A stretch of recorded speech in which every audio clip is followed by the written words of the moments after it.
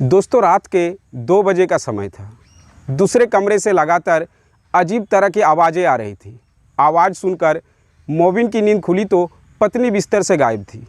जब पति मोबिन दूसरे कमरे में झांका तो वहां का नज़ारा देखकर उसके पैरों तले ज़मीन खिसक जाती है।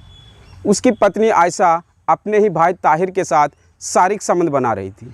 ये देखकर मोबिन गुस्से में आग बबूला हो जाता है।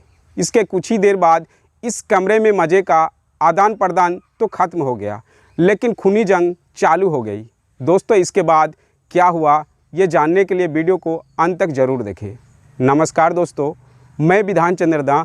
दोस्तों चढ़ती जवानी और हवस की ये कहानी उत्तराखंड के देहरादून से सामने आई है।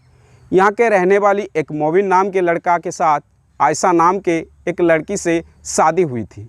मोबिन अपनी पत्नी को हर सुख सुविधा देना चाहता था, इसलिए वो पत्नी से प्यार कम और ज़्यादा कमाई पर ध्यान देने लगा। पत्नी आयशा को पति का ये रवैया बिल्कुल भी पसंद नहीं आया, क्योंकि आयशा को बचपन से ही प्यार करने की लत लगी हुई थी।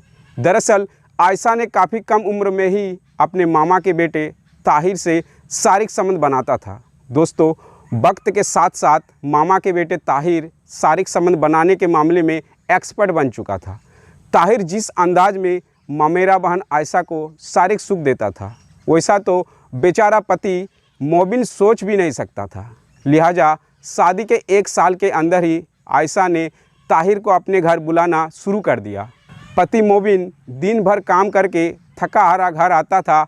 जब पति मोबिन गहरी नींद में सो जाता था, तब आयशा ताहिर की बाहों में चली जाती थी और रात भर शारीरिक संबंध बनाती थी। दोस्तों ये सिलसिला लगातार 3 सालों तक चलता रहा, लेकिन कहते हैं 100 सुनार की एक लोहार की। यहाँ भी कुछ ऐसी ही हुआ। एक रात पति मोबिन ने पत्नी आयशा और ताहिर के साथ शारीरिक संबंध बनाते हुए पकड़ लेता है। इसके बाद मोबिन ने ताहिर की पिटाई करके उसे रातों रात अपने घर से भगा देता है, जिसके बाद से मोबिन ताहिर का अपने घर पर आना पूरी तरह से बंद करा देता है। इसके बाद मोबिन ने अपनी पत्नी आयशा से कहता है, तू चिंता मत कर, मैं कमाई कर पाऊँ चाहे ना कर पाऊँ, लेकिन रात भर तुझे मैं प्यार करता रहूँगा। लेकिन दोस्तों बेचारे मोबिन तो शादी के बाद ही सेक्स करना शुरू किया था, जबकि ताहिर तो बचपन से ही ममेरा बहन आयशा के साथ शारीरिक संबंध बनाकर एक्सपर्ट बन चुका था। इस मामले में ताहिर का 18 साल का लंबा चौड़ा अनुभव था। दोस्तों पति मोबिन के लाख कोशिश के बावजूद भी वह अपनी पत्नी को ताहिर जैसा मज़ा नहीं दे पा रहा था। उधर ताहिर भी अपनी ममेरा बहन आयशा के साथ शारीरिक संबंध बनाने के लिए तड़प रहा था। दोनों को बचपन से ही एक दूसरे की लत लगी हुई थी, लेकिन पति मोबिन भी इस दोनों के बीच लोहे की दीवार बनकर खड़ा था।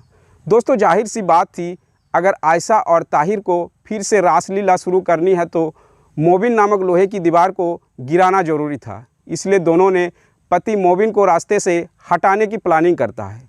इसके बाद भाड़े के हत्यारों को हायर करता है। प्लानिंग के तहत भाड़े के हत्यारों ने मोबिन के साथ दोस्ती करता है, फिर उसे एक दिन पार्टी के बहाने जंगल में ले जाता है। इसके बाद उसे मुर्गा खिलाता है, दारू पिलाता है, फिर पत्थर से सिर कुचलकर उसका काम तमाम कर देता है। दोस्तों जंगल में युवक की लाश होने की खबर पाते ही पुलिस मौके पर पहुंचती है। पुलिस ने तहकीकात शुरू करता है। इसके बाद 1 हफ्ते के अंदर दूध का दूध पानी का पानी हो जाता है, जिसके बाद पुलिस ने दोनों हत्यारों समेत आयशा और आयशा के मामा के बेटे ताहिर को गिरफ्तार करके जेल भेज देता है। दोस्तों उम्मीद करता हूँ अब तक आप समझ गए होंगे कि अवैध संबंधों का अंत कितना खौफनाक होता है।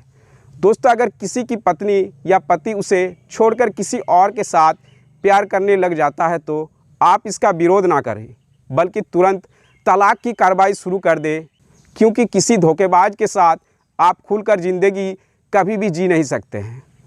दोस्तों इस घटना को सुनाने का उद्देश्य मुझे किसी को परेशान करना नहीं है, किसी को तकलीफ़ पहुंचाना नहीं है, बस आपको बताना है जहां भी आप रहे सुरक्षित रहे और अपनों का ख्याल रखें।